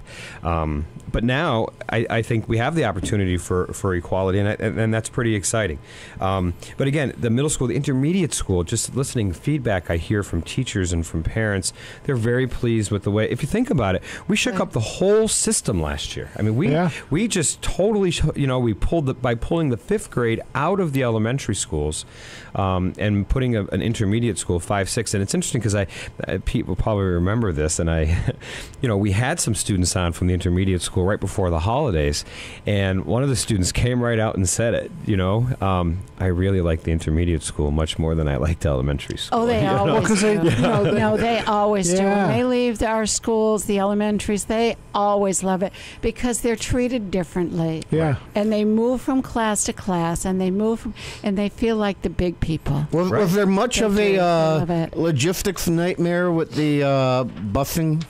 I think it went pretty smooth because there was so much. The first month was rough though, and partially because of the new routes that the bus drivers had to do. It took us about 30 days, and it usually takes a few weeks to settle down. And Pam Kotarski is just amazing in terms of... she is. She's awesome. She really is, and she works so hard to get those bus routes right, but in spite of best intentions, things happen. Throw in a little bit of construction in there, too, and it just throws everything off for us. Yep. Car accident, but no, it was so initially difficult, but we've definitely squared away now, and that was probably one of the hardest things, and because we were able to do it without increasing busing costs. Right, and that was a hard thing. She did a lot of shuffling. She really, Pam is but she's she has gifted. the experience. She knows what she's doing. She knows the town like the back of her hand too, She's which is retiring, isn't she? No. Oh, no. Shh! Don't say that. Just because you're retired doesn't mean everyone else is retiring, Kathy. She can't retire until I do, so she's got 9 more years, 10 more years. She doesn't know that yet, maybe, but I have kind of alluded to that. That's where you got. Needs That's to start having an understudy quickly. Yeah, that's where you got left about 9. Yeah, 9, 10 before I can go. But I also some other news that I wanted to share, and I think people, this really hasn't come out yet, so it's going to be breaking news on Ken's Den. How's that? All right, so this is an exclusive. Right, it's an exclusive, although we'll be talking about it later. But by the time I get the video and do the cut, it'll be out. It's going to be out. No, it's probably a little longer than that. We're still just in talking phases. We have an issue with Bullens Field, and I think most people realize that if you've been to the field. I actually had to move the traditional Thanksgiving football day game from Bullens Field up here to Westfield State University. So I want to thank Dr. Torresia on the air for being flexible with us. Yeah, because that field was a mud pit. It's a pit. It hasn't been right. It needs to be basically overhauled, and even at the end of November. So this is the football side of Bullens, not the baseball. The baseball side's in great shape. It is. Okay. The football field and soccer field. So we were getting, received a few letters from some officials saying that, listen, we don't know if we can sanction games on your field anymore because they're afraid of kids getting injured, spraining an ankle, breaking an ankle, and everything. I mean, there's divots. We had grubs, moles, skunks digging up the grubs. Well, and it's also got almost 100 years where it really hasn't been overhauled much. In 100 years. No, and it needs it. And we're talking about a combined effort with the city and school, which I love the cooperation that we have here with that, but of redoing it in the spring. But that may affect where we're going to be able to have graduation. Right. So I know we've been having it at Bullens Field for a long time, but if you've ever tried to repair your lawn... the drainage has to be done, and it needs to be recrowned. I mean, it needs to have a pitch to it from the top to the bottom. It needs work, and to put that... And so that work would happen in the spring, potentially, and then to have graduation on the field that we just fixed would ruin all the work that we just did. Well, the seed grass wouldn't have time to grow. No. So we are looking at other possibilities, and I don't want to not have it in town, obviously. It's got to be in town. So, have you talked to President Torresia? Yeah, what about behind Woodward over here? They don't do it on the green either. So they are, we did talk about the Woodward Center, but it only holds about 800 people. Alumni Stadium, they couldn't do it on? That wasn't necessarily an option. Okay. So I know they just redid the turf there. So. Right. I don't think that they want chairs and everything digging into that. Yep. So, and I understand that because I don't want it on Bullens Field for the same reason, because it's going to ruin the work that we put into the field. So we have talked to Eric Billowitz, the manager at Barnes. Ooh, that'd be fun. Yeah, so that's an option, but more to come on that. But I just wanted to let people know. I mean, again, we're not going to put in, hundreds of or $100,000. Kenny's already thinking about things here. Well, I see the wheels turning. No. I see Superintendent Zapp getting up behind the microphone during commencement and to do a speech, and all of a sudden, I think that could be coordinated. I think it would be coordinated, and unless there's a scramble, you can't stop that. You would want that after the ceremony, not during. Listen, if I have to pause because an F-15 is going by, I'm perfectly okay with that. I lived in a school where they were going by all the time. We didn't even hear them. We didn't hear them, and I'll tell you, but wouldn't it be nice to have that hangar, and people outside of the hangar? Absolutely, cool. We've got some. Galen is on it a little bit, and maybe we'll have for Westfield Highs. It'd be great to have a bomber do a flyover and things like that. So, how much fun! It might be talk. Got to Got to talk to Joe about that one. Yeah. You know who I'm talking about. Yes. Yep. But, we're just looking at options because, again, I know we need to have the field fixed for next fall season between football and soccer. Mm-hmm. You obviously can't do anything with it now, and we keep getting snow, so that's not helping. And again, you start planting April, but then they have to do some work on the field. So all of that is still a work in progress, and we will have a plan to come out with very shortly. But again, I don't want to fix the field and then kill everything we put on. It doesn't make sense to me. Nothing like throwing your money out the window, right? Mm-hmm. But we don't know anything about that in Westfield. Well, ouch. I also, I know, but I want to listen. We mentioned Galen. I just want to give him a shout out because he's been named this year's outstanding for the Ivan D. Levy Aviation Maintenance Educator of the Year. This is a national award, and Galen. That's a pretty big honor, and really. I worked with him. I hired him, and I still work with him. We still are in contact regularly. He's one of the hardest working people I've ever met, and he's very dedicated to the program and to each and every one of those students. So we're very lucky to have him in our district. Congratulations. Absolutely. Let's do a break, and I'm sure Zap has more for us when we get back. Support for the community programming of WSKB is provided by Westfield Bank. For more than 160 years, Westfield Bank has been an important community presence and commercial leader in the Pioneer Valley. With convenient full banking services in Westfield, West Springfield, East Longmeadow, Agawam, Feeding Hills, Springfield, Southwick, as well as Enfield and Granby, Connecticut, visit us on the web at westfieldbank.org. Support for community radio on WSKB is provided by Betts Plumbing and Heating Supply Company, an independent, family-owned wholesaler serving Westfield for over 50 years, specializing in plumbing, heating, and industrial piping supplies. On the web at bettsplumbing.com or at 14 Coleman Avenue in Westfield. Support for the community programming of WSKB is provided by Commercial Distributing Company of Westfield. Now in its third generation of family ownership, Commercial is one of the premier beverage distributors of Western Massachusetts. The Plasek family and the staff of Commercial Distributing wishes you good times throughout the year and urges you to drink responsibly. Underwriting for the community programming of WSKB is provided by the Boys and Girls Club of Greater Westfield, serving the youth of the Whip City and surrounding communities since 1969. For more information on the Great Futures Club for ages 3 to 5, happening weekdays, and the Club Teen Center for ages 11 and older, weekdays from 6:30 till 8 p.m., go online at bcgwestfield.org or visit the club at 28 West Silver Street. The Boys and Girls Club of Greater Westfield. Great futures start here. We thank the generosity of our underwriters. For more information, please contact the Westfield State Foundation at 413-572-8646. Wednesday mornings from 6 till 8, it's Tina Gorman with Wake Up Wednesday. Community Radio. 89.5 WSKB.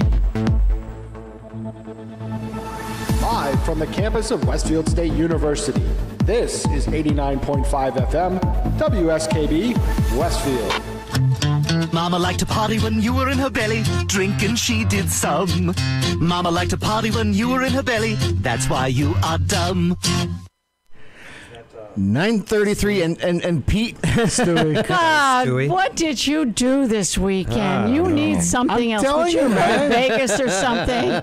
Yeah. Get him away. Go somewhere warm. His brain is frozen. Oh, my Lord. I've got enough for every break we do for every goody. show for the next month now. You won't hear a repeat. He really didn't go out this I weekend. told you. I wasn't kidding. Hey, listen, I like to break things up a little bit. Can I talk about the science fair a little bit? No. Please do. No. No. Actually, when we needed a best of, that show's been repeating. It has. Yeah, I've heard it. Yes. I've actually heard it a couple of times. I will tell you. And It was a great show. Ralph Figge said, you know what, you should be a judge for that. You should. But I had like 2 days notice, and I had already taken a lot of other time off. Ultimately, the boss said, oh, you know what, you could have done that. But he took the day off a day beforehand, so I need a little bit more notice next year, and I would love to be... It's in February. Okay. Good. Good. I don't know the date yet. And it's next year. We broadcast live. Good. Yeah, I would actually love to be one of the judges. It was a for great. that. She had over Lauren Figge, who's our new science, technology, and engineering supervisor. Speaking of Ralph, there is a relation there, obviously. She's outstanding, and she put together such a great program. I had people coming up to me saying, "This is, I've been judging for this it was the 19th year for 19 years, and this is one of the best that we've ever had." And one of the things I really liked about it this year is there were 241 projects. 41 of them were from WTA, and it was my request. I said, we have to include the Tech Academy into the science fair, and I'm really glad that they did, and it's just a great event, and our students are just amazing what they can do. We learned a lot that morning. Yes, we did. Now, I don't want to pit North versus South or Tech versus Westfield High, but how did the Tech students do? For the first time out, I think they did. For the first time, they well. did really good. Wasn't it the Tech kids who did? They took those Army meals and tried to make them at into something culinary. Into something culinary, and I think, how do you take that and make it look and taste decent? They've done that on a. It was the challenge the kids went to. Right, but they actually did that on that TV show with Alan, Chopped. They used MRE and that's what MRE. Yes. Yeah, in order to meals ready to eat. Meals ready to eat. Yeah. And so they did well, and I'm not sure if any moved on. I can't speak to that but I want to talk a little bit about going back to our Westfield Education to Business Alliance, and I really want to shout out Pete Latender from MESTech because he's the general manager there, and he's part of our group. And we started this year something called Adopt a Classroom. It's not financial; it's really time and talent, and. Pete Latender went into Mr. Hatch's science classes and worked with kids on presentation skills. And he started with what a real bad presentation was, and he let the kids critique him, which was really a learning process for them. Sure. And then they worked on how to do a presentation. Of the 30 projects that moved on to the States, 20 of them came from kids that were in that class because they had improved. Yeah. I mean, it's all about presentation. They know about the handshake, the looking in somebody's eye when you're. And sometimes you got to sell it, right? And we're working on those skills with kids all the time now. And again, it's great. What I think we have. That we haven't maybe had in the past is working with our local businesses, and they're saying, listen, this is what we need from our employees. This is what we need from people. And, in a lot of cases, it's like in some cases, I want to say, they've said it's not even, we can teach the skills that we need the employees to do, but they need those, we've don't call them soft skills anymore. I think they're essential people skills. They're people skills, but they're essential because it doesn't matter whether you're going to work or whether you're in the supermarket, in the grocery store, or you're going to the mall. Not that people do that; they go on Amazon and shop now. But if you listen last week to my monologue, I had an issue with people skills. Well, and everybody's buried in their phones nowadays. They don't know how to have a conversation. They are. It's just interesting, and some of the problems that we have in schools, we're starting to hear from businesses too. They're having similar problems. We talked about social media before, and it was interesting listening to some of the businesses. And this is what you don't want to do if you work someplace. You don't have a bad day at work and then go post it on Facebook and talk bad things about your boss. But that's happening. Yeah. And to think that that's not going to get to your boss, I don't know what you're thinking. Actually, you're right. I've read that and I'm thinking, where? No. It's like that's how you get fired, people. I don't know. So those kinds of things, they're seeing bullying in the workplace. We see it in schools. So it's just does domestics need to be taught in the schools again? How to write a check. I mean, who writes checks anymore? Honestly, I haven't written a check in years. How to balance an account. That's a good skill to have. Yeah, but it's done for you if you do your banking online. But you need to look at that and be able to determine what is yours and what shouldn't be there. Just how to budget. How to budget. Yeah, even better, Kathy. How to budget and save. And actually, all of our kids have to take financial literacy before graduation. So we do have that requirement. Oh, okay. You hear people say they need to teach that in the school. Yeah, we've been doing it, folks. Okay, so you can't make rent, but you have a 2018 Mustang out in the driveway, right? Well, I mean, it teach. Well, that's not what you do right now when you're 19 and getting. I always get amazed by that. People who are, they're like, oh, I got to have this great car. okay, but how about where you live? I mean, you spend much more time where you live than you do in your car. So where's the priority? I mean, yeah, you want to have a nice car, certainly, but really the car gets you from, hopefully to work, point A to point B. But you're not really. I don't know. For me, the priority is I'd rather have a nicer place to live than I would have a nice car, as long as my car works. But people have different priorities. But the financial literacy piece, it's also about credit and learning about how you. Exactly. How you I didn't know that was part of the credit. curriculum. Absolutely. Well, that's good to know. And they teach you, how to go in. If you're going to buy a house, what does that mean? What the heck is APR, and why is that different than my interest rate, and those kinds of things? They're being taught there, and I didn't have that in high school. No, neither did I. But we do it here in Westfield. My mother taught me. Well, it used to be a parental thing. But every once in a while you go on social media, and I'm sorry I'm on a social media tear today. I hate it. I do. It is the bane of our existence. It's the best. It can be, but you just see people go. They don't know what's going on, so they go post this horrible thing on Facebook and make life difficult for everybody else to pick up the pieces. It's like I wish people would think a little bit more, or at least ask questions and try to do a little more research before they try to get a response out of people out of Facebook or Twitter or whatever they're doing. Because there's always so much more to the story. And that's where all the financial planning goes together, because then you can have a home that you can sit in so that you can make up stories on Facebook. On Facebook, exactly. Yeah. Exactly. Which makes me go on to, and then once you have a home, don't make eye contact, Peter. Once you have a home, then you need to know about how to get into an argument with your spouse, and that's why we need to have civics back in school. Civics, all right. So, were you at our school committee meeting last night? No. So the state, we go by the curriculum frameworks, and the state has redone all of the social studies curriculum, and we're implementing it starting next year. So every 8th grader in Westfield will now have a civics course. Well, we had talked to Don Humison about that when they had the motor voter bill. Yeah. And now, all of a sudden, I was telling the advocate that we had an advocate on George's show, George Delisle's show, and she was advocating for everybody to be registered if you have a license or you're registered for Medicare. And I'm like, so they don't know what they're doing, but you want them to go vote.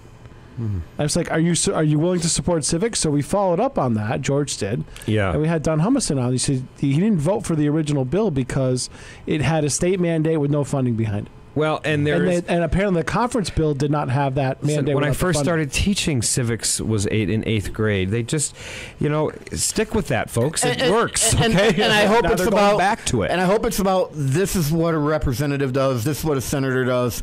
This is the 3 houses or 3 levels of government. Branches of government. And it's not, the right does this and the left does that. Because the second you get into the right does this and the left does that, you're no longer talking about civics. Now you're preaching. No, this is more about process. And it's interesting. I think that's great that it's coming back. You need to know if you're going to be active in voting for who represents you. Well, the other thing is that's in the 4th grade curriculum. It is, yeah. But now 8th grade, a full year of civics for every student in Westfield and in the state of Massachusetts. So,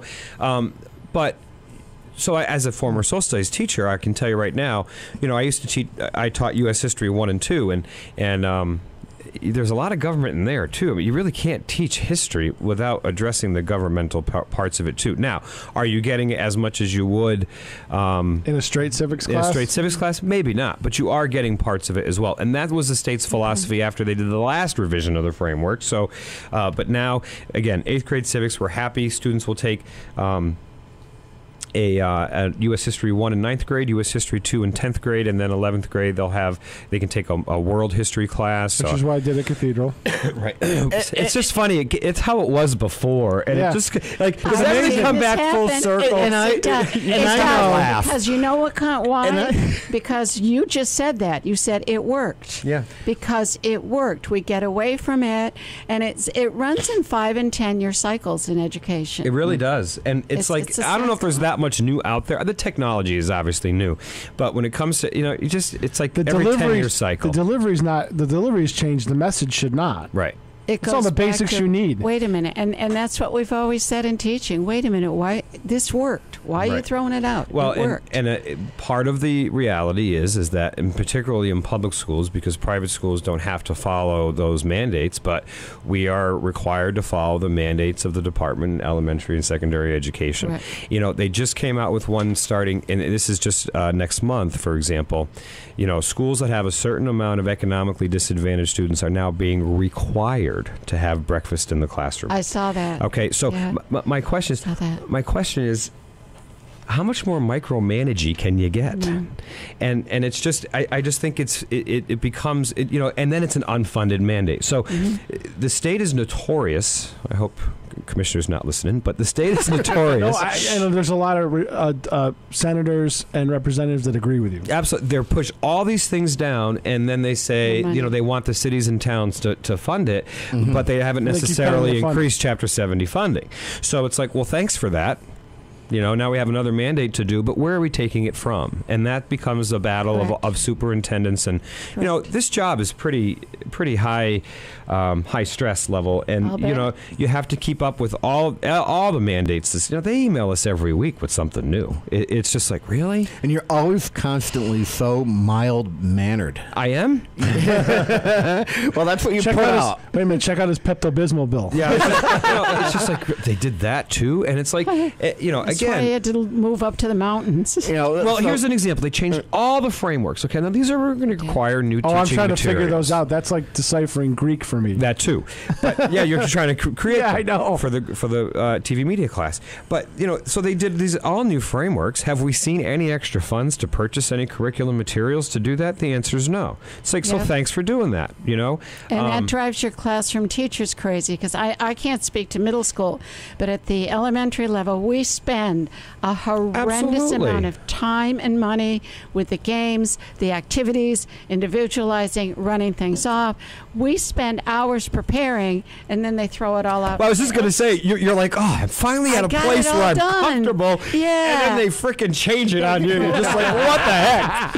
And, You know? And it's frustrating, isn't and it? I know it's not you. I know it's coming from the other end of the state. People are It's like, well, can't you painful. fight it? I'm like, what people don't understand Well, you is can't. it, I mean, to some extent, for a little bit, but then the reality is they tie funding to it. So if you're not doing the mandate that they're At doing, a certain point, they also won't let you graduate kids if you don't meet certain requirements. absolutely. And it's just a never-ending battle. And I understand we're trying to improve education, but by whose standards and by whose opinion? Sometimes you have to wonder, geez, where did they come up with that crackpot? Oh, we always wonder that. I'm up against a break. We're We going to do always. a quick one when we get back. I have a little thing about history. I hope to cover a couple of awards that have gone out, and then we'll get into our wrap.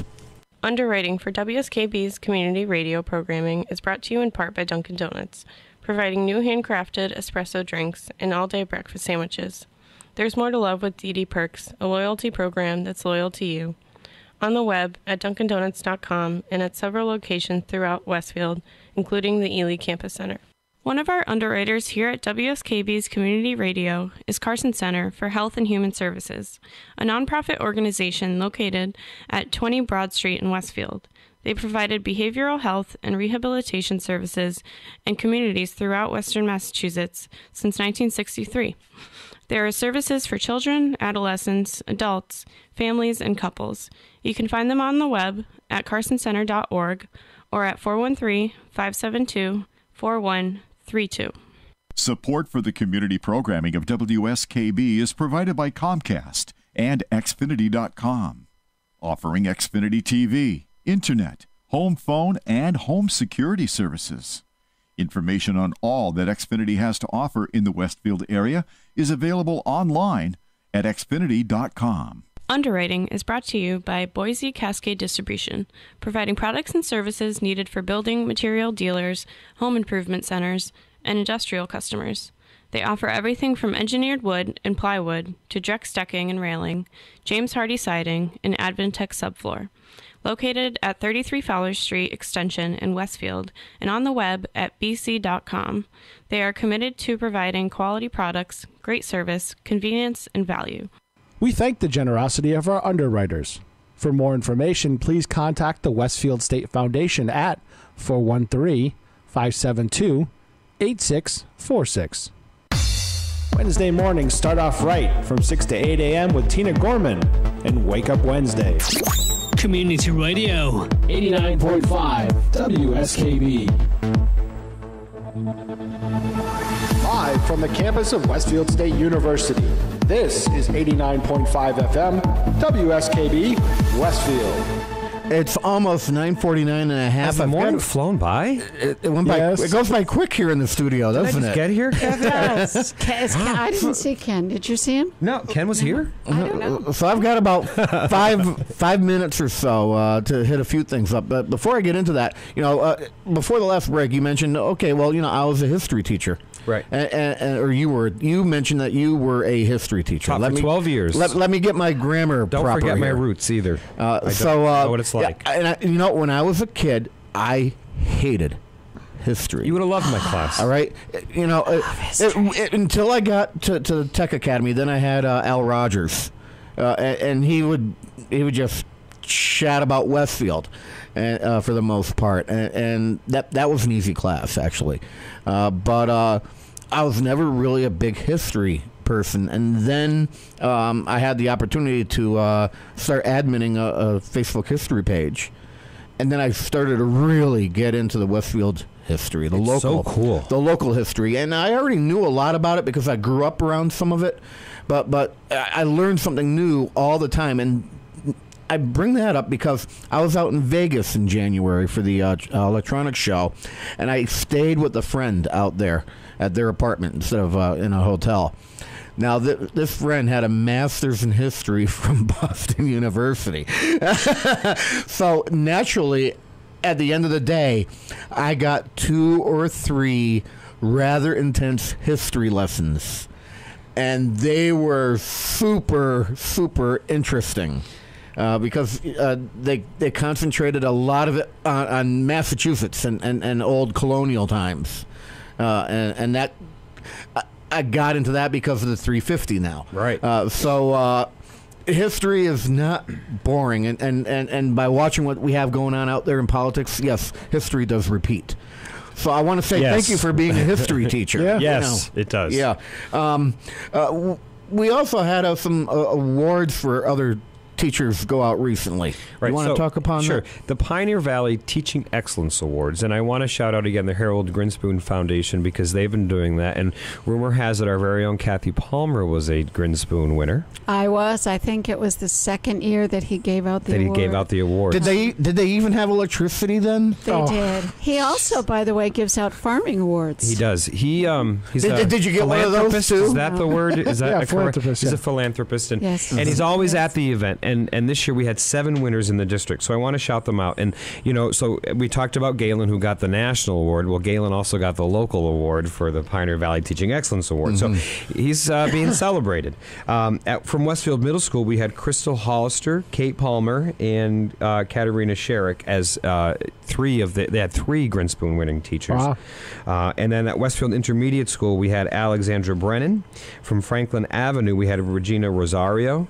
And then from Highland School, we had Joanne Fouché. So we had some really strong. I mean, and I say this all the time. We have a fantastic group of teachers here in Westfield. They care about the kids. They endure all of the stuff that the state does to us, but because the focus is the kids, and that is, it's interesting. You hear people talking about Westfield schools and the teaching staff, and it's really largely very positive, and that's pretty encouraging. And it's not because of me or anything; it's because of the staff that we have. We have great staff. Well, if you drive by an elementary school, and again, I can't answer to the others.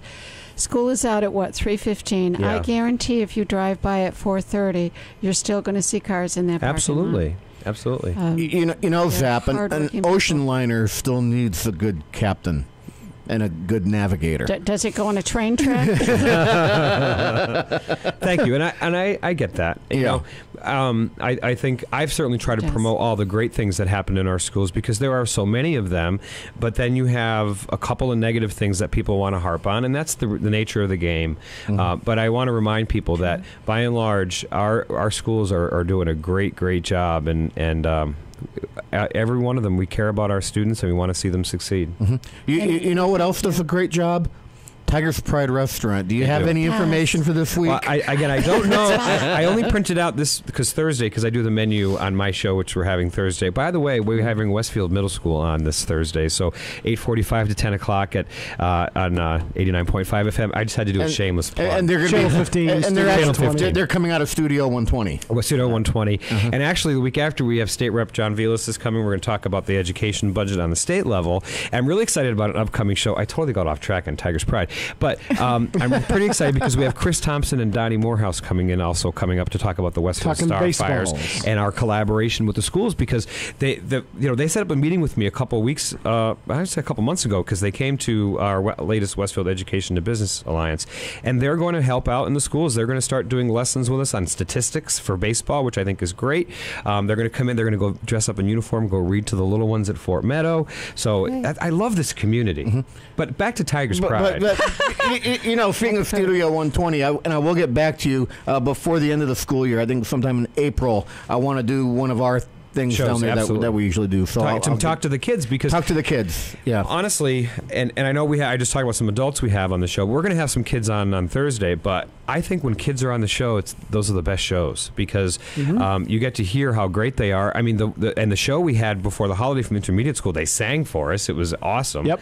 Well, even the show we did from Science Fair, it was mostly kids talking to the kids, and just how into their projects. All right, now once we figure out what day this is going to happen on, we have to figure out how Kenny is going to be entertained. For what? I'm going to sit in my throne, and I want to be entertained.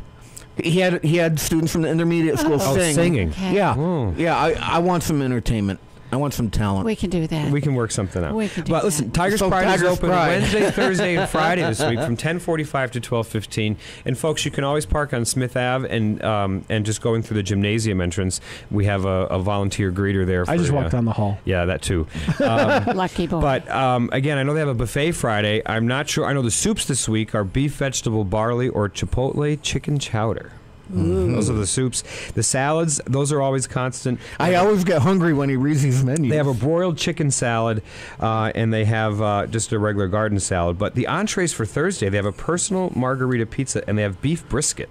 They're serving booze in the school at lunchtime? No, it's a margarita pizza. Oh, I just heard margarita. Yeah, you got stuck on that. Their sandwich special, too, I don't know if you saw, is a barbecue pulled pork slider. So they got somebody's bringing a smoker over. Absolutely. Again, I don't know the entrees, but the sandwiches and the salads and the soups are always constant. But the buffet being on Friday, those are, I'll be at the Pops concert, and of course that's this weekend at Westfield High School starting at 7:30 on Friday and Saturday night. And of course they do a performance always for the folks from the senior center at Westfield High School at 11 o'clock. I'll see you at that one. Yep. Again, there's so many great things going on in our schools, and that's my job to get the message out, and I do try as much as possible. But it's just, we have great schools, we have great kids, we have great staff. I love working here. Did I mention that? And this is why I try to have you on occasionally to get you talking about the district instead of instead of doing your own show. Right. Speaking of your own show, my show is just about up. I've got about half a minute left. Stefan Zaporowski, I want to thank you for coming in today. My pleasure. Anytime, Ken. Thanks for having me. Thank you. And Pete and Kathy, thanks for coming in as usual. My listeners and viewers on 15 or WestfieldTV.org. Next week, Dan Paquette from the library. Kathy won't be here, so I will be in the Westfield Public Schools all week. That's right. I even forgot to mention Kathy's coming in with her group from the Westfield History Program for grades 3 and 4 next week, March 11th to the 15th. The kids are going to get a nice treat about local history. It's my birthday week, and it is? And my side chick is abandoning me. I'll be talking to you off microphone regarding that. It's for a good thing. It's for the kids. 2 weeks from now, Chef John Slattery is in his house. That's all I have for you. I'll catch you next time.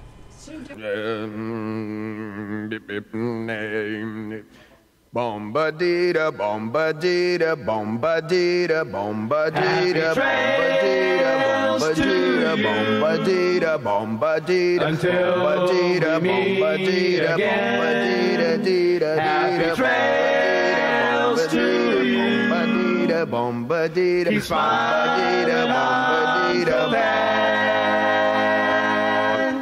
Who cares about the clouds just sing a song and think about sunny weather.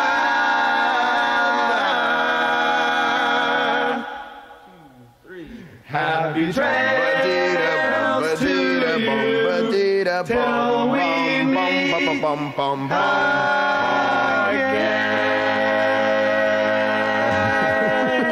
again.